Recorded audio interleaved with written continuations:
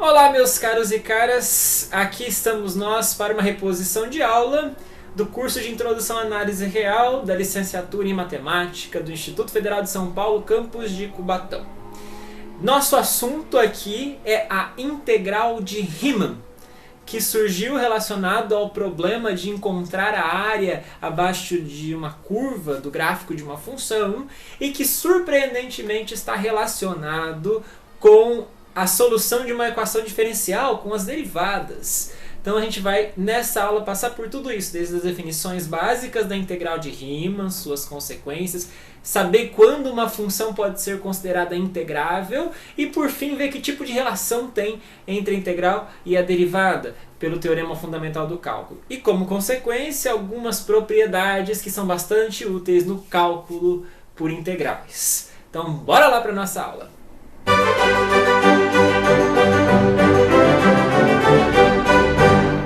Não estranhe se você escutar barulho de caminhão, de moto, de carro, de fogos de artifício, seja lá o que for que estiver acontecendo, que eu estou em casa e esses barulhos aqui parece que acontecem a todo momento. Aliás, eu nunca tinha percebido que tinha tanto barulho, só gravando o vídeo é que a gente percebe, tá bom? Então, bora lá, lenha! Quando estudamos derivada, vimos que a derivada tem uma interpretação geométrica como tangente de uma curva em determinado ponto. É a reta tangente ou a inclinação da reta tangente a um ponto de uma curva. E vimos também que isso tem uma interpretação do ponto de vista físico como velocidade. Está relacionado com o vetor velocidade. Por sua vez, integral está relacionado com outro problema geométrico e outro problema físico. O problema geométrico é o de encontrar a área abaixo de uma curva. Foi isso que motivou as primeiras definições de integral. E do ponto de vista físico, isso está relacionado, por exemplo, com a definição de trabalho. Mas o que nos interessa aqui, vamos ficar principalmente com a ideia geométrica da coisa. A gente vai assumir em todos esses estudos de integral de Riemann que estamos trabalhando com funções limitadas definidas no intervalo fechado. Então seja AB um intervalo fechado e uma função definida nesse intervalo que seja limitada. Se o gráfico de uma função, a gente desenha aqui para ter a impressão de que ela é contínua, mas enfim, seja lá uma curva que representa o gráfico de uma função.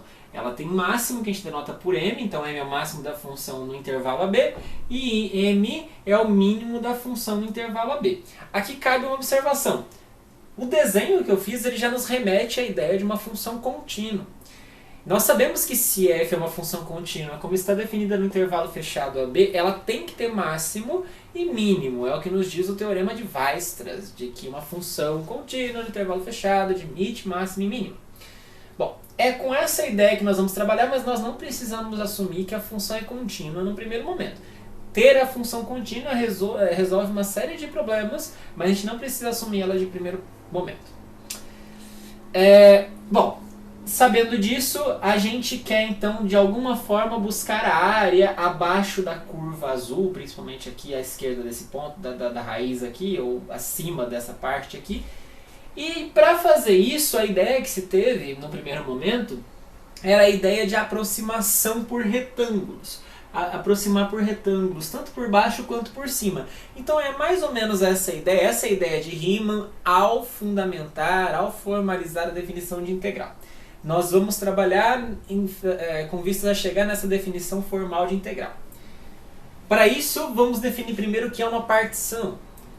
Então estamos lá no intervalo fechado AB, definimos uma partição desse intervalo fechado como sendo um conjunto finito de pontos em que o primeiro é o A, o último é o B, o primeiro nós chamamos de x0, o último nós chamamos de xn, esse n pode ser um natural qualquer, e aí no meio nós encaixamos um monte de números. É como se eu estivesse cortando o intervalo em vários pedacinhos. x1, x2, esse é o x0, né? O A é o x0, x3 não precisa ser do mesmo tamanho, mas enfim, eu estou cortando o intervalo AB em vários pedacinhos até o último, que por exemplo pode ser o x5, que é o intervalo, que é o extremo direito do intervalo. Então eu estou cortando o intervalo em pedacinhos, eu estou pegando os limites desses intervalos, estou juntando eles num conjunto, um conjunto finito, que nós chamamos de partição.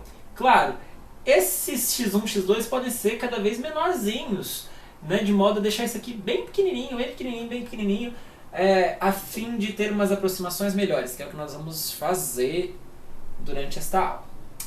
Tá? Então a partição é um conjunto finito de pontos que começa no A, termina no B e vai cortando o intervalo a B em pedacinhos. Bom, o conjunto de todas as partições, tem um monte, né? Tem infinitas partições que a gente pode fazer. O conjunto nós vamos denotar assim: parte, esse símbolo, de AB, do intervalo AB.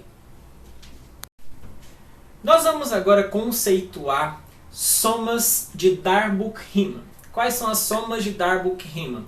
Que são os conceitos que vão nos permitir definir integral. Mas as somas de Darboux-Riemann, elas vêm de uma ideia geométrica. Então, antes de defini-las, eu preciso que... é melhor que a gente tenha na cabeça qual é a motivação geométrica por trás disso, que é o mais interessante. Primeiro, então pega lá a nossa função limitada de AB, que tem máximo M e mínimo Mzinho, e pega uma partição qualquer do AB.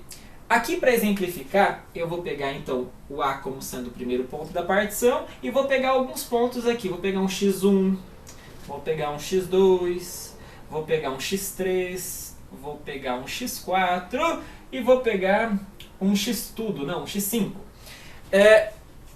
Você viu que eu dividi em alguns pedacinhos. Não precisava ser 5, podia ser 6, podia ser 3, podia ser 10, enfim, não sei. Pode ser qualquer partição. Aqui eu peguei uma para exemplificar. Ao fazer essa repartição, observem uma coisa. Nós temos aqui, então, alguns intervalos. E esses intervalos que nós criamos, a função tem comportamentos diferentes em cada um deles. Aquela cresce, aqui cresce, depois decresce, enfim, seja lá o que for. Mas em cada intervalo desse existe um máximo e existe um mínimo. Então nós vamos dar nome aos bois aqui. Nós vamos primeiro, nesse primeiro intervalo, nós podemos pensar no ponto mínimo. Qual é o mínimo dessa função aqui nesse intervalo? O mínimo está aqui. Então esse aqui eu vou chamar, é o primeiro intervalo, né, que termina no x1. Eu vou chamar esse aqui de mínimo 1. É o mínimo 1, é o mínimo 1. E nesse intervalo o máximo está aqui. E eu vou chamar então esse máximo de máximo 1. Vejam, estou usando M minúsculo para mínimo, M maiúsculo para máximo. No segundo intervalo, nós temos um conceito parecido. Aqui onde está? Aqui está o mínimo. Em vez de juntar aqui para ficar bagunçado, eu vou chamar aqui mesmo. M2 é o mínimo e aqui está o máximo, M2. No terceiro intervalo, temos o mesmo conceito. Aqui está o mínimo e, coincidentemente, nesse caso, o máximo está no mesmo lugar do mínimo anterior. Mas isso tanto faz. A questão é que o máximo está aqui, o mínimo está aqui. Analogamente aqui, o mínimo do quarto intervalo está aqui e o máximo está aqui. E por fim, aqui está o mínimo do quinto intervalo e o máximo está aqui. Observem só que eu fui vendo em cada pedacinho qual é o mínimo e máximo e marquei o mínimo e máximo. Agora, em cada um desses pedacinhos, eu vou criar dois retângulos. No primeiro pedacinho, em cada pedacinho, eu vou criar dois retângulos. No primeiro, por exemplo, eu vou criar um retângulo que vai do mínimo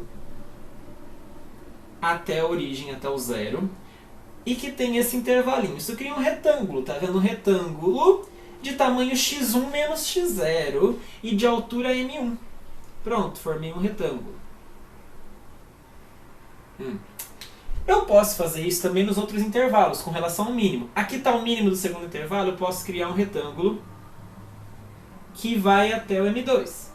Observem novamente que nós temos um retângulo de base x2 menos x1, esse é o tamanho aqui, né? x2 menos x1, e altura m2. No terceiro intervalo, mesma coisa, nós podemos criar um retângulo olhando para o mínimo. Esse é um retângulo com base x3 menos x2 de medida e altura m3, que é o mínimo do terceiro intervalo. Mesma coisa para cá, ó, mínimo do quarto intervalo, M4 é a altura e a base tem comprimento x4 menos x3. E por fim aqui, ó, temos lá, tamanho x5 menos x4 é o tamanho do intervalo aqui e M5 é a altura desse retângulo. Vejam que nós formamos 5 retângulos. 5, nesse caso, porque eu dividi a partição em 5 pedaços. Se tivesse dividido em 1000 pedaços, teria 1000 retângulos. Mas todos eles inteiramente abaixo do gráfico da função. Claro, peguei uma função de propósito na parte positiva só para a gente poder enxergar. Mas todos abaixo do gráfico da função. Todos eles com área menor do que a área abaixo da curva que a gente está esperando. Mas agora, em vez de olhar para a parte de baixo, eu vou olhar para a parte de cima. Vou pegar os máximos. No primeiro intervalo, o máximo está aqui, eu posso pensar em criar um retângulo outra vez. Só que agora, ao criar um retângulo, com base no máximo, a altura mudou. A altura mudou, é M1 maiúsculo, só que a base continua a mesma, é x1 menos x0. Aqui também eu posso criar um retângulo com altura no máximo, que é o M2, tá vendo? E a base x2 menos x1. Novamente tem um retângulo. Aqui também, cadê o máximo? O máximo é M3. É o M3, tá bom? Então aqui formamos um retângulo de novo com altura M3 maiúsculo e base x3 menos x2. Aqui também o máximo do quarto intervalo é o M4. Então aqui temos um novo retângulo. E por fim, do quinto intervalo, o máximo está aqui no M5 maiúsculo, a base é x5 menos x4. Então observem que, de novo, agora olhando para o máximo, nós fizemos novos 5 retângulos. E todos eles ultrapassam a curva do gráfico. Todos eles têm área, nesse caso, principalmente pela figura, maior do que a área abaixo do gráfico. Então, quer dizer, os retângulos verdes que eu fiz primeiro, que tinham altura no mínimo, estão abaixo do gráfico, e os que eu fiz depois, que têm altura no máximo, estão acima do gráfico. Qual é a ideia da integral de Riemann? É aproximar.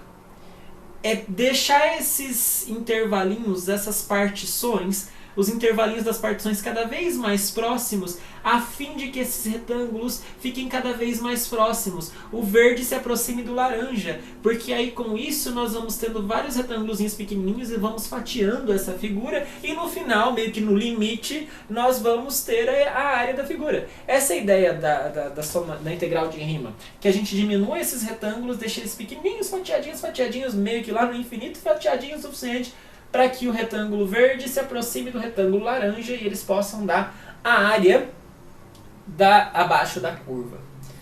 Tá? Então essa é a ideia para a gente fabricar a integral de Riemann. Então fiquem atentos com relação aos retângulos que foram criados. Retângulos baseados na partição. Então na primeira partição, até x1, temos lá um retângulo de base x1 menos x0 e a altura, depende. No máximo é o máximo da função e depois no mínimo. São 2 retângulos diferentes. Cada uma dessas vai nos dar o que a gente vai chamar de soma superior e soma inferior. Vamos definir agora, com essa ideia geométrica na cabeça, agora a definição acho que vai ficar mais clara. Vamos lá. Então, de modo geral, pega lá de novo nossa função limitada no intervalo AB. Pega uma partição qualquer de AB. Qualquer, que tenha n qualquer natural. N mais 1, claro, né? Que N mais 1 pontos. Ou seja, que divida o intervalo AB em N pedaços, em N intervalos. Em cada intervalo desse, nós vimos pela ideia geométrica que a gente viu agora, que cada intervalo tem um máximo e tem um mínimo. Vamos chamar o máximo no primeiro intervalo de M1, o máximo no segundo intervalo de M2 e assim por diante. Então nós estamos produzindo M1, M2, M3, M maiúsculo J. No primeiro intervalo, chamemos de mínimo o mínimo do primeiro intervalo, do segundo intervalo mínimo 2, do terceiro intervalo mínimo 3 e assim por diante, que é o mínimo que a função atinge em cada um desses intervalos, máximo e mínimo. Lembra da figura que nós vimos há pouco? Que com o mínimo nós podemos fazer aqueles retângulos verdes. Aqueles retângulos verdes têm base xj menos xj menos 1 e tem altura m minúsculo j. Ou seja, área de retângulo, base vezes altura. Cada intervalo do grandão pode ser definido como altura, que é mj maiúsculo, e a base xj menos x1, que é o tamanho da base, né? E pegar esses retângulos, no caso dos maiores, os laranjas, e somar todos os grandões. Pega essa soma de da área de todos aqueles retângulos laranjas lá, e aí nós definimos essa soma como sendo esse símbolo. S maiúsculo de F ponto e vírgula P. S maiúsculo de soma grande, né? S maiúsculo, associado com a função F e com a partição, depende da partição. Mudou a partição, muda tudo. Mudou a função, muda tudo. E nós podemos definir também a pequenininha. S minúsculo, F ponto e vírgula p. O que é esse minúsculo? O que muda do maiúsculo para o minúsculo? Que ao invés de pegar o máximo, nós pegamos o mínimo. Ao invés de pegar os retângulos, que eram os laranjas, que eram os maiores do que a curva, a gente pega os menores, com altura no mínimo, que eram aqueles verdes. Então aí a altura é mj, a base tem esse comprimento, essa é a área do retângulo. Somando todos os retângulos verdes, nós temos isso aqui. De novo, está baseado na função e na partição. Mudou a partição, mudou a função, mudou tudo. Essa é a soma de Darboux superior e essa é a soma de Darboux inferior. Tá certo? Então essas são as somas de Darboux. Darboux-Riemann. Soma superior, soma inferior. Então temos alguns fatos que merecem ficar na nossa cabeça, para a gente ficar atento.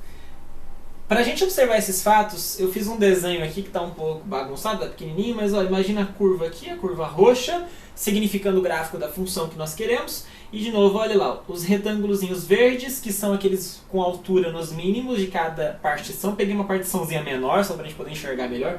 x0, x1, x2, x3, só 3 intervalinhos só para a gente enxergar, mas podia ser de qualquer tamanho esse intervalo, essas partições de qualquer tamanho, enfim. Então tem lá 3 retângulozinhos pequenininhos e também tem os retângulos grandes, os laranjas, que tem altura no máximo, tanto aqui, quanto aqui, quanto aqui. Bom, alguns fatos então. Ao definir lá a soma da Darboux inferior e a superior, claro que ao somar os retângulos pequenos, eles são menores ou iguais aos retângulos grandes, né? Então a primeira informação, o primeiro fato que nós temos é a soma inferior é menor ou igual à soma superior. Vai ser igual quando? Claro, vai ser igual quando nós tivermos uma reta, né? Porque aí não tem diferença. Mas a soma inferior sempre é menor ou igual à superior. Por sua vez, observem que se nós fizéssemos, pegando o mínimo, aqui está o mínimo dessa função, né? Olha o mínimo aqui, mzinho minúsculo. E nós fizermos um retângulo que tenha base nos extremos do intervalo AB e a altura nesse mzinho, observe que esse retângulozinho vai necessariamente ter área menor que a soma dos retângulos verdes. Não é? Está para baixo dos retângulos verdes. O que significa que quando eu fizer a área desse retângulo, m vezes b menos a vai ter que estar abaixo da área dos retângulos verdes, que é a soma inferior. Bom, por sua vez, se nós olharmos para a parte superior, para os retângulos laranjas, e aí a gente olhar para o máximo da função está aqui, né? Nesse caso. Olharmos para o máximo e fizermos um retângulo também com base b menos a, olhando para tudo, observe que esse retângulo novo, ele vai ter área maior do que a soma dos laranjas. Ele vai ter área maior do que a soma dos retângulos laranjas. Ou seja, m vezes b menos a vai estar acima da soma superior de Darboux-Riemann. Tá? Então essa é a primeira informação. A soma superior está em cima da soma inferior e a soma inferior ela está acima de m vezes b menos a, e assim como a soma superior está abaixo de m maiúsculo b menos a. Máximo, mínimo. Segundo fato, se nós chamarmos essa diferença em cada intervalinho, nós temos máximo e mínimo. E olharmos para a diferença, m1 menos m1, m2 menos m2, enfim, fizermos a diferença máximo menos mínimo, nós podemos chamar isso de WJ. Como a soma superior é maior do que a soma inferior, então a soma superior menos a soma inferior é maior ou igual a zero. Está escrito aqui. E, consequentemente, se a gente colocar em evidência os fatores em comum na soma superior e soma inferior, a gente vai chegar nisso aqui, né? A soma superior menos a soma inferior é o somatório de xj menos xj menos 1 vezes máximo menos mínimo. Mas máximo menos mínimo é o que nós estamos chamando de WJ. Tá? Então são fatos simplesinhos. É só olhar para a definição de S maiúsculo e S minúsculo da soma de Darboux-Riemann. Ok? E aí então nós podemos definir integral. Quer dizer, quase.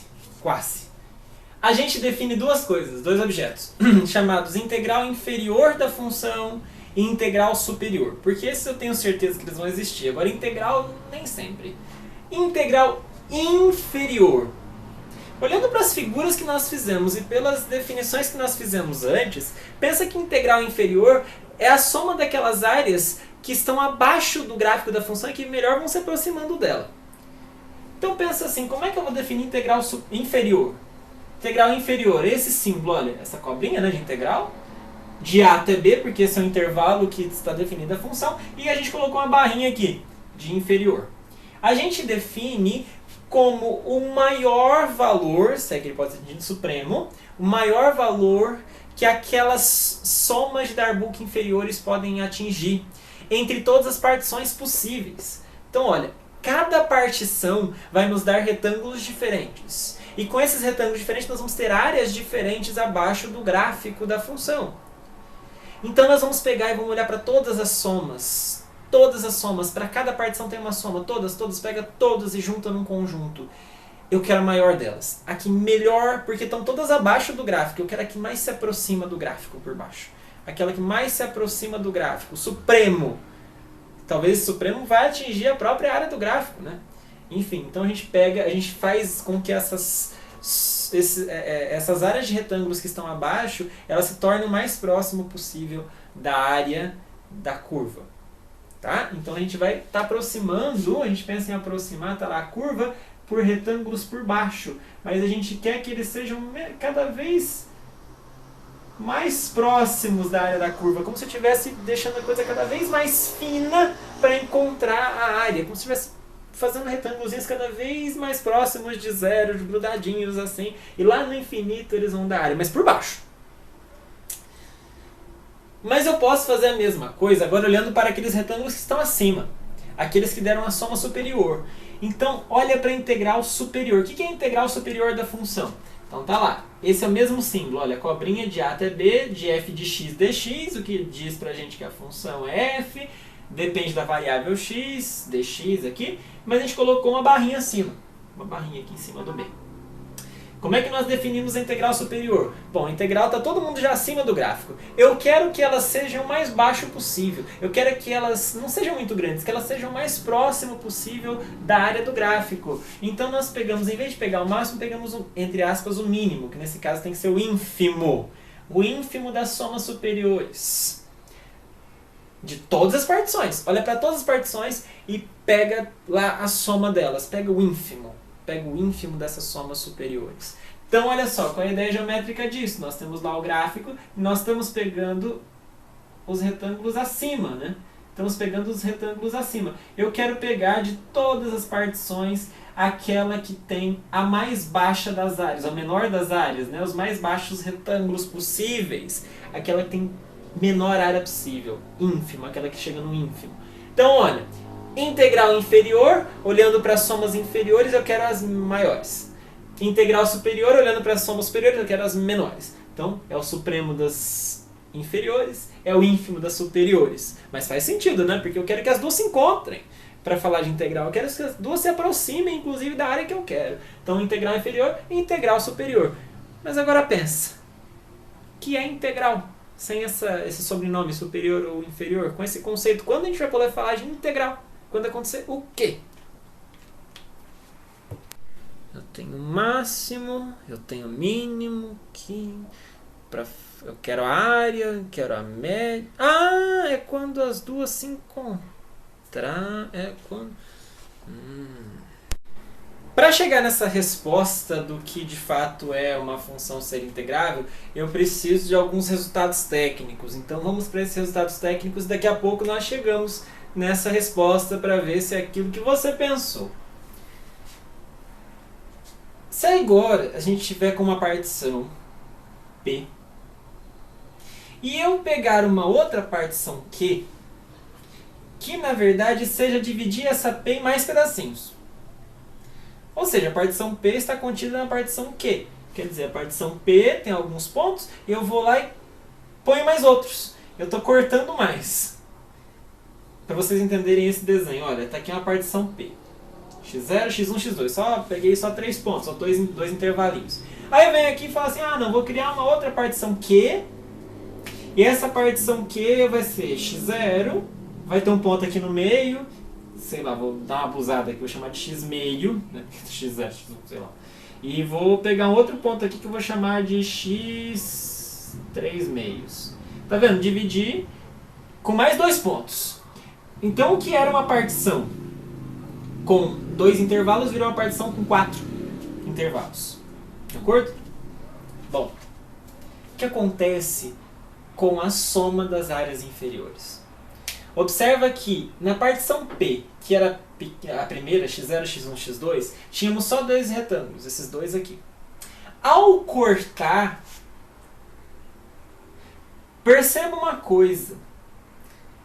Aqui nesse caso, qual que é o mínimo? O mínimo está aqui, então a gente fez esse novo retângulo na primeira parte. Mas na segunda o mínimo já está aqui.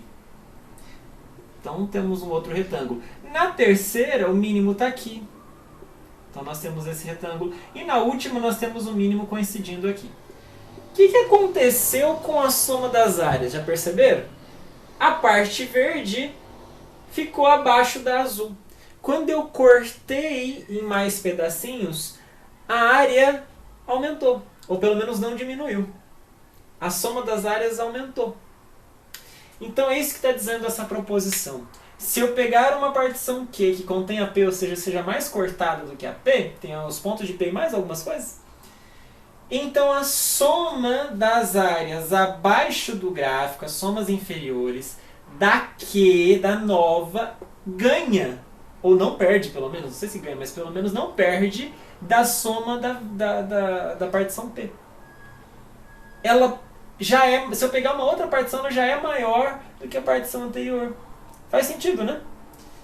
Se eu estou cortando mais a partição, a área está aumentando. Está se aproximando da área do gráfico.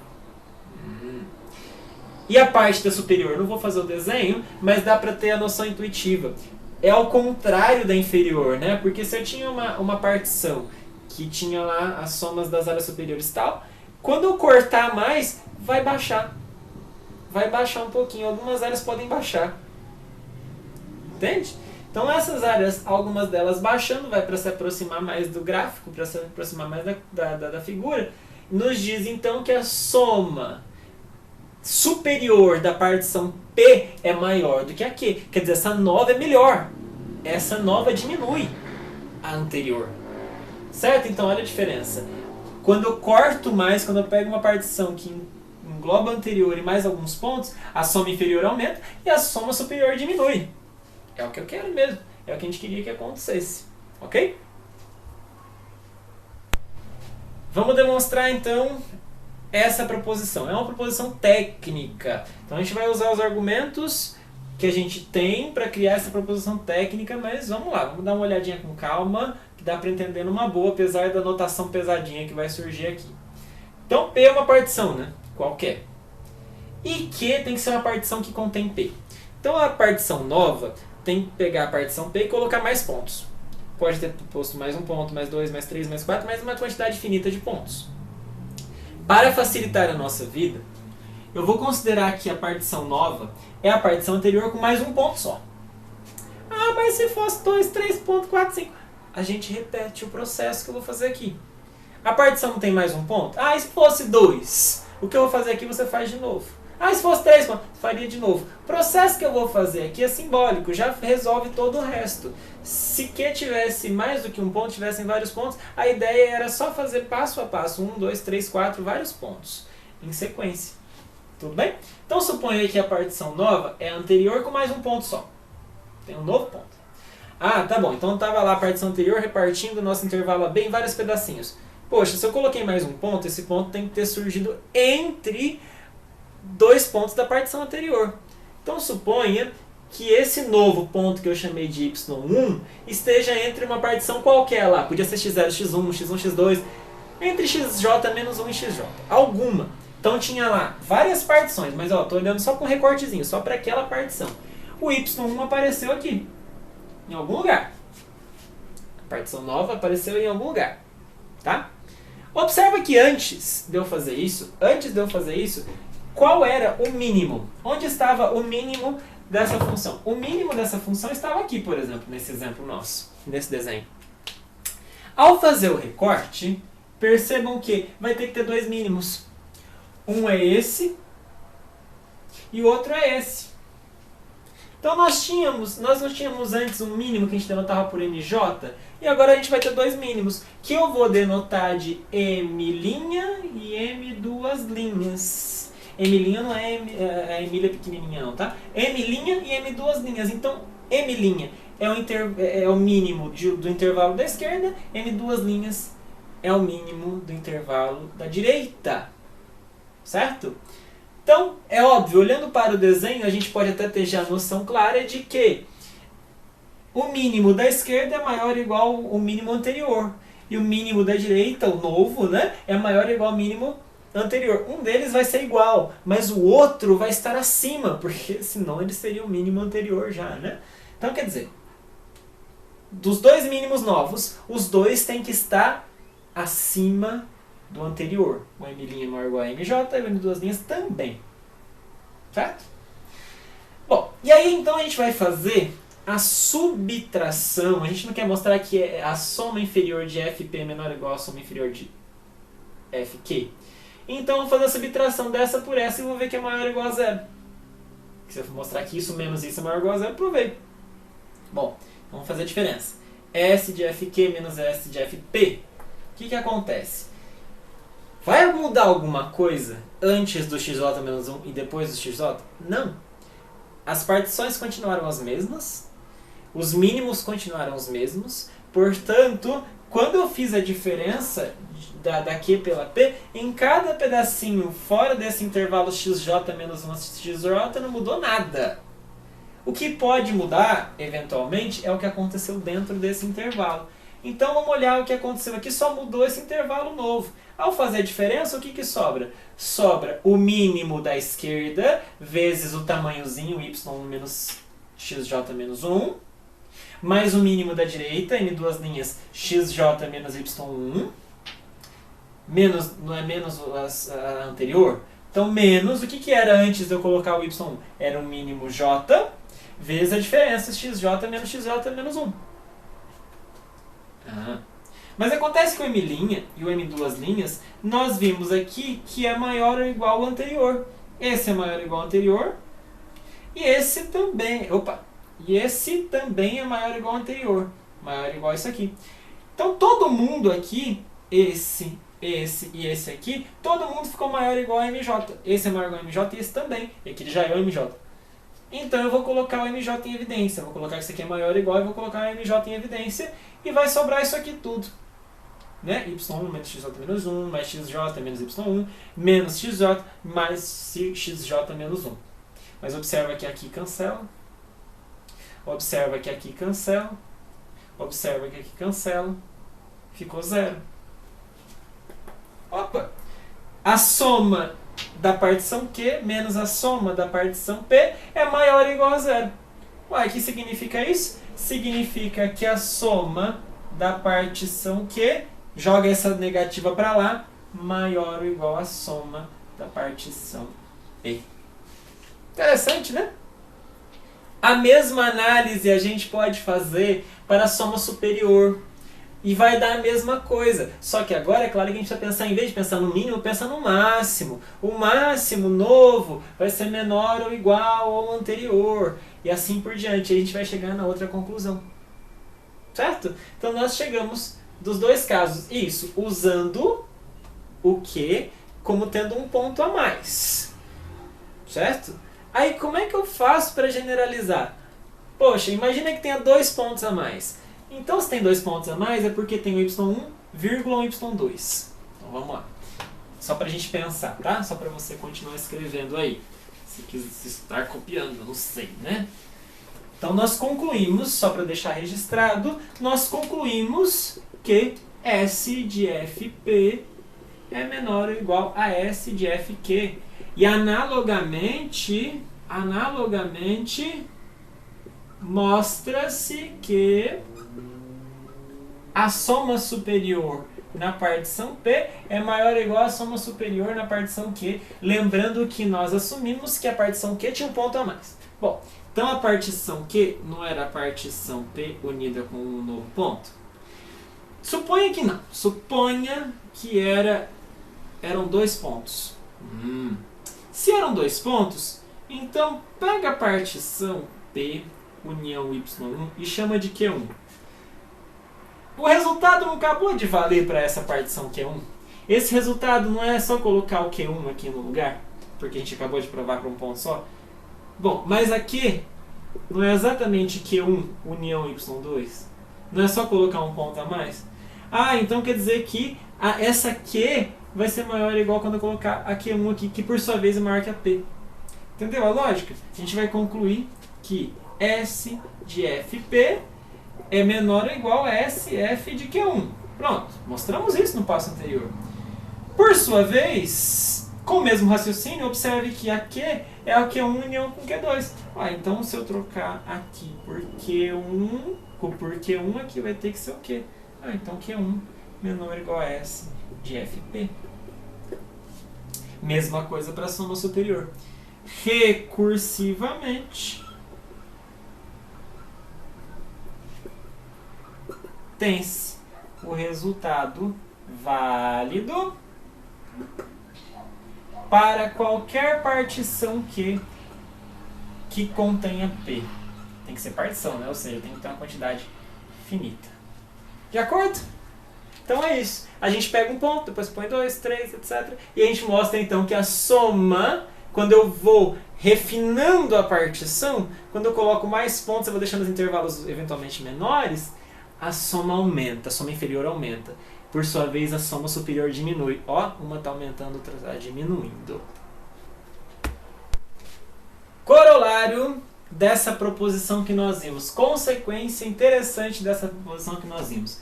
Pega P e Q, duas partições quaisquer de AB. Quaisquer.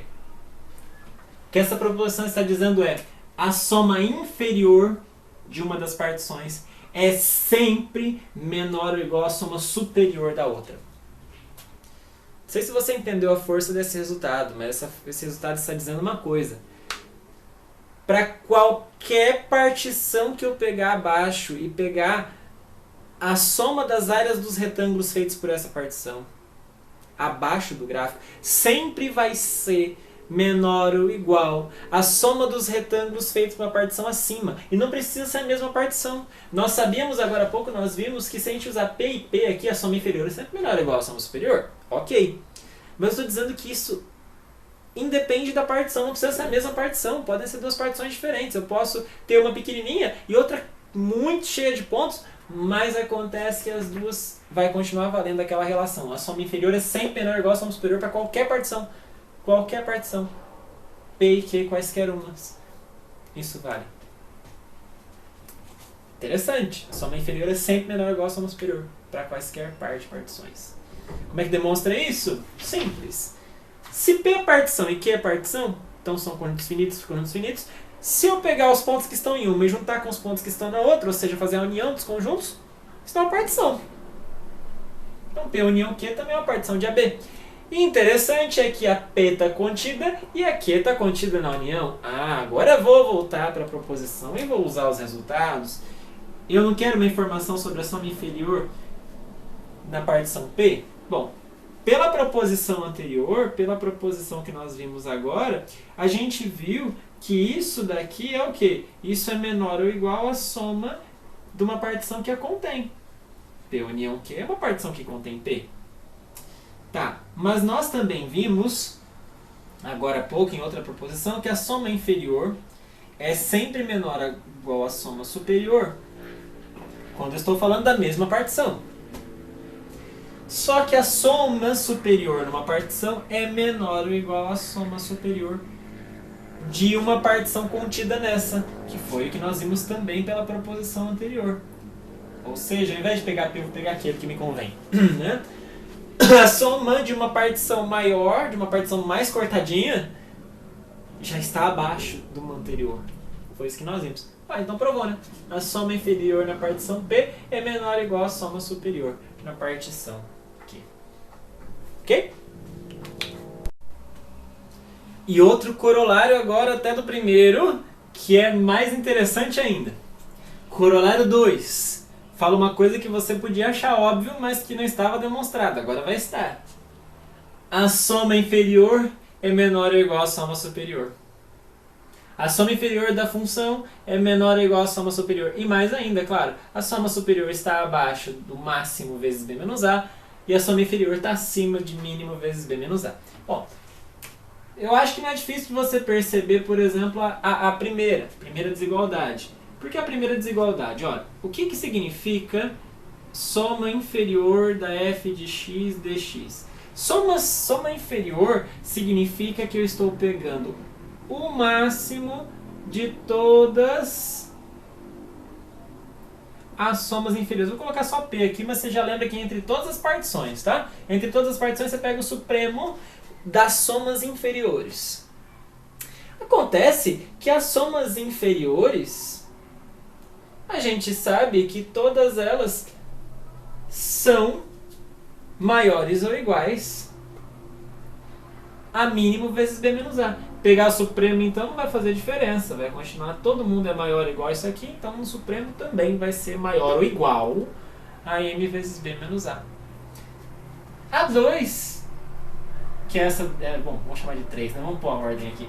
Essa é a segunda, essa é a terceira. A terceira é análoga.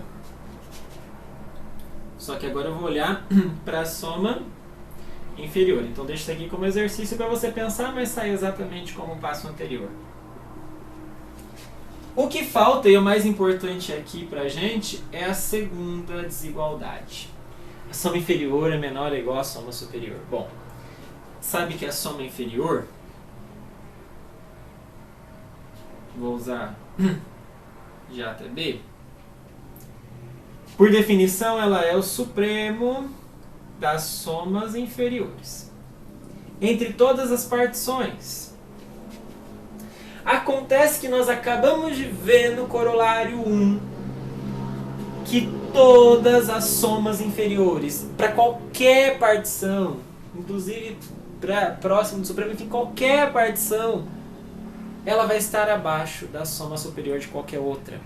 Então, se eu pegar o supremo dessa não pode ganhar do ínfimo da soma superior. Não pode ganhar do ínfimo da soma superior de qualquer partição. Essas todas são menores ou iguais a essa, então pegar o supremo dessa e o ínfimo dessa, no máximo vai igualar. Certo? E aí, mas o que é isso aqui? Ínfimo das somas superiores? Ah, eu conheço. É a soma superior. Aliás, é a integral superior da f. Portanto, a integral inferior é menor ou igual à integral superior. De acordo? Então, esse resultado fortíssimo. A soma inferior é sempre menor ou igual à soma superior. E agora, talvez resolva aquele nosso dilema. Quando é raios que eu falo que uma função é integrável? Ou uma função dos moldes que a gente estava tratando, limitada e definida no intervalo fechado AB, ela é integrável se aquela desigualdade do corolário 2, na verdade, for uma igualdade.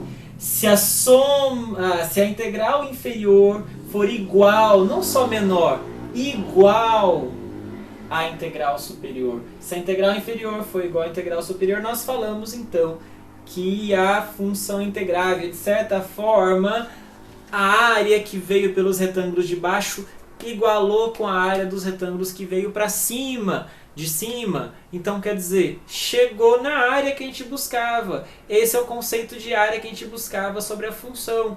Portanto, uma função f é integrável se a integral inferior é igual à integral superior. E aí nós vamos usar um símbolo, né? Em vez de falar inferior e superior, nós usamos um símbolo assim. Integral de a até b de f de x dx, que vai ser o quê? Qual vai ser o valor disso? Vai ser o valor, seja da superior ou seja da inferior. Ou seja, ou o ínfimo das somas superiores ou o supremo das somas inferiores, que vai ser a mesma coisa.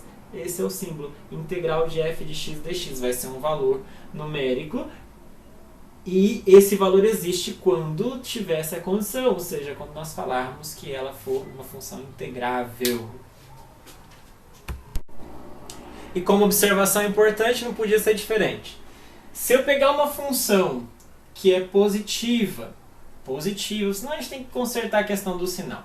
Mas se ela for positiva em todo intervalo AB, então a área abaixo do gráfico da f e acima do eixo x, ou seja, tudo aqui entre o eixo x e o gráfico da f, tudo isso aqui tem área dada pela integral de A até B da f de x dx, claro, quando a função for integrável, né? Aqui está a hipótese dela ser integrável. Quando a função for integrável, a área abaixo do gráfico e acima do eixo é exatamente a integral de A até B da f de x. E foi para isso que foi dessa forma que foi construída, com esse objetivo que foi construído aquela definição de integral que nós vimos. E vamos fazer dois exemplos para entender a aplicação do conceito de integral. Exemplos com as definições, ou a definição de integral, que é só o que temos. Qual é a integral de uma função constante? Se eu tiver uma função constante definida no intervalo fechado de A até B, constante, paralela com o eixo x, claro que nós temos a ideia intuitiva de que a integral tem que ser a área daquele retângulo. K, que é a constante vezes B menos A. Seja esse K positivo ou negativo. De fato, a integral de f de x de A até B não só existe, ou seja, não só f é constante e integrável, quanto é a constante vezes B menos A, vezes a diferença dos extremos. Por quê? Bom, para mostrar por que a gente precisa de uma partição. Então pega uma partição qualquer, não posso fixar aquela que eu quero, tem que ser uma partição qualquer. Então pega uma partição, começa no A, termina no B, tem n pontos, n mais 1 pontos ali. Bom, só que é interessante que se a função é constante, o mínimo e o máximo em cada intervalo é o K. Não tem o que pensar. O MJ e o MJ maiúsculo e minúsculo tem que ser o K para cada J. Portanto, quando eu for calcular a soma inferior dessa partição, mesmo que eu não saiba qual é, a soma inferior não é definida assim, soma dos MJ, XJ menos XJ menos 1, mas os MJ são constantes, então posso pôr essa constante para fora, que é um somatório, e fica isso aqui. Acontece que esse somatório dos XJ menos 1 do J de 1 a N, se você abrir ele, você vai ver que vai ficar x1 menos x0 mais x2 menos x1. O x1 vai cancelar.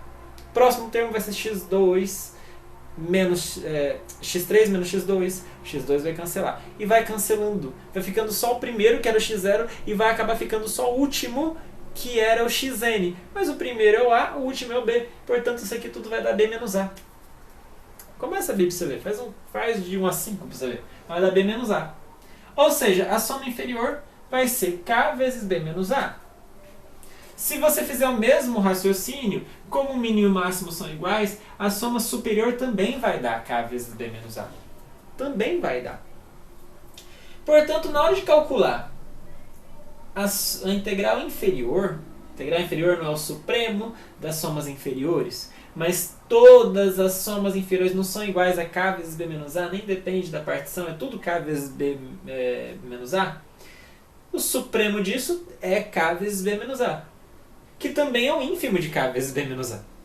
Porque não está variando, não depende do P, é a mesma, é constante. O supremo disso e o ínfimo disso é K vezes B menos A, então é igual.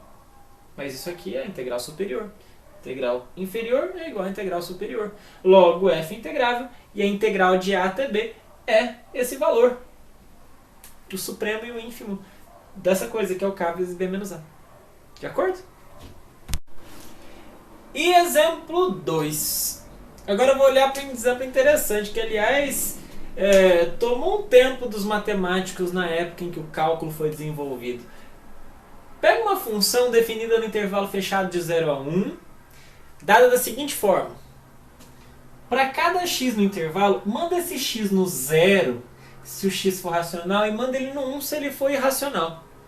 Se ele não for racional, você manda no 1. Ou seja, se o x for racional, manda no 0, se não for, manda no 1. Veja que no intervalo 0 a 1 tem infinitos pontos racionais, infinitos irracionais, vai ficar tudo picadinho ali. Bom, será que é integrável essa função? Que não é uma curva bonitinha, mas será que é integrável?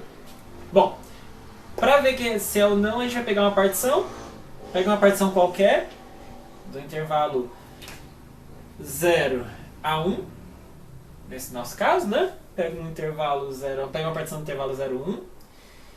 E a gente sabe que essa partição vai formando intervalinhos, e em cada intervalo desse, dentro da partição, como o intervalo é um intervalo que não é vazio, obrigatoriamente ali tem que ter racionais e tem que ter irracionais. Em qualquer intervalo da reta tem que ter racionais e irracionais. Então existe um racional, que a gente chama de R, e existe um irracional. Ou seja, em cada intervalinho desse, entre quaisquer pontos da partição, tem alguém que vai ser racional e alguém que vai ser irracional. Tem alguém que vai atingir o máximo, que é o 1, que é o irracional. E tem alguém que vai atingir o mínimo, que é o racional, que vai atingir o 0. Então o mínimo vai ser 0 e o máximo vai ser 1 em qualquer partição dessa. Naturalmente, a soma inferior tem que ser 0. Porque a soma inferior não é o somatório dos MJs e tá. Os MJs são todos 0. A soma inferior é 0. Aí as somas superiores. No lugar dos M maiúsculos tem que pôr 1. E vai ficar só o somatório do XJ menos XJ menos 1, que vai cair no mesmo do exemplo anterior e vai dar a diferença dos extremos. Vai dar B menos A. E no nosso caso, B menos A é 1 menos 0 é 1. Bom, então vamos calcular a integral inferior e superior. A integral inferior da f de x é o supremo das somas inferiores. Somas inferiores são 0, o supremo do 0 é 0. Por sua vez, ao calcular a integral superior, é o ínfimo das somas superiores, mas somas superiores são todas 1. O ínfimo de 1 é 1. Opa!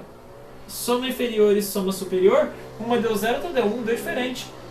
Portanto, neste caso, a função não é integrável.